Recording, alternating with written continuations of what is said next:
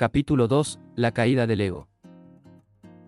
A principios de 1997 Millas Vida estaba compuesta por mi familia, mis amigos, mi novia, mi trabajo y dos grandes adicciones que ya venían marcando mi camino. Mientras tuve trabajo, todo parecía sostenerse de alguna manera. Podía financiar ese estilo de vida y las cosas seguían su curso, aunque ya había un equilibrio frágil detrás de todo.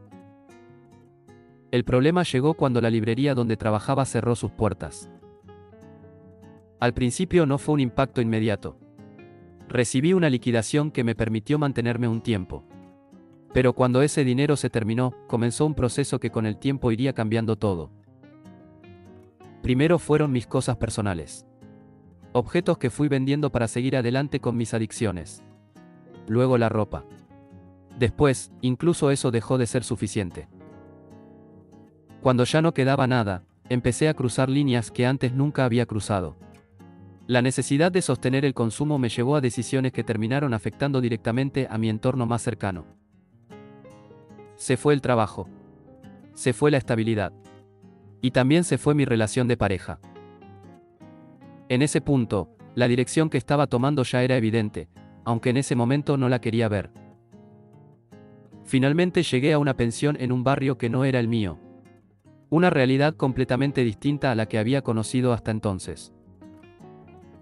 Debo reconocer que tuve algo de suerte. No terminé en la calle en una situación aún más extrema.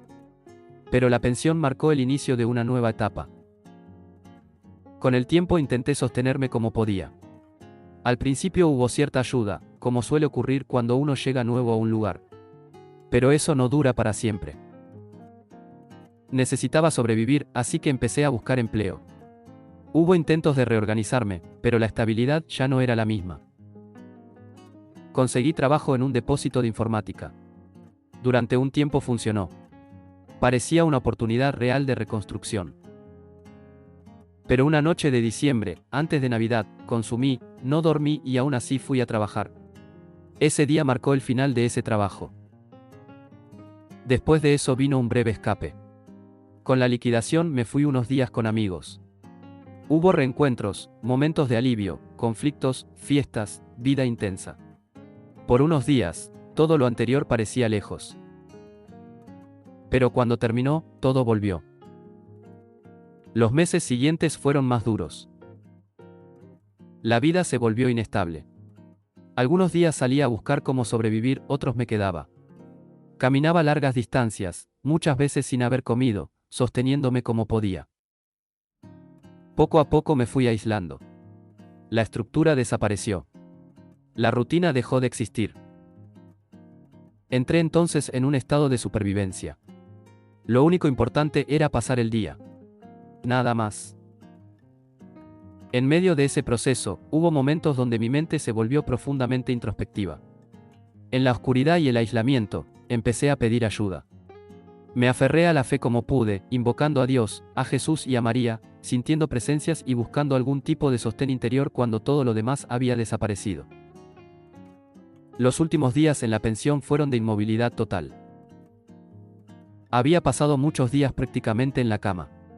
Sin energía, sin rutina, sin dirección. El tiempo dejó de tener significado. Solo quedaba el cuerpo resistiendo lo mínimo. No tenía casi pertenencias. Solo un celular, que era mi único vínculo con el mundo exterior, aunque no tenía saldo. Fue en ese contexto de aislamiento y supervivencia diaria, donde incluso lo cotidiano se volvía extraño, que viví un momento que me marcó profundamente. En una de esas vueltas por el barrio, intentando simplemente pasar el día, me crucé con un amigo de la infancia. En otro tiempo, él había estado en una situación mucho más dura que la mía. Venía de una realidad familiar compleja, viviendo con su tía, en una casa donde todo dependía de una jubilación mínima. Su madre había desaparecido de su vida, y la familia sobrevivía como podía. En aquel entonces, yo era el que tenía todo. Pero ese día, la realidad era otra.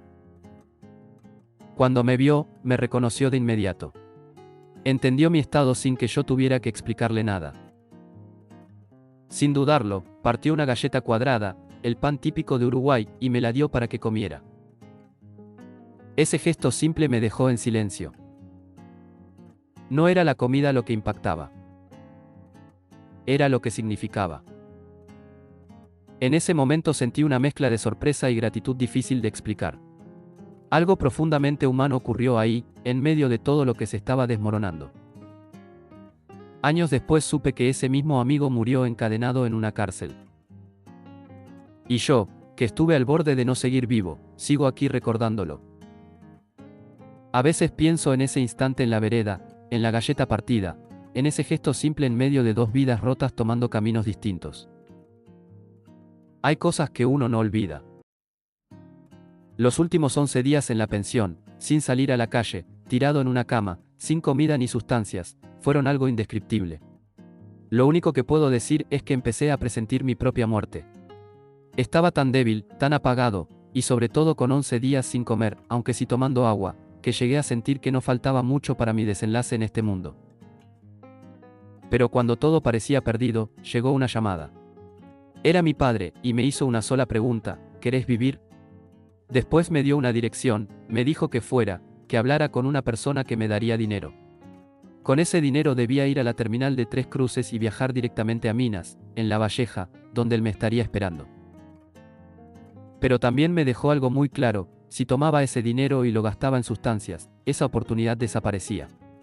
Mi respuesta fue inmediata: sí, quiero vivir.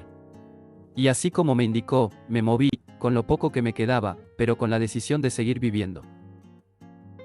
Recogí el dinero, me dirigí a la terminal y me embarqué rumbo a las sierras. Mi padre me salvó justo a tiempo.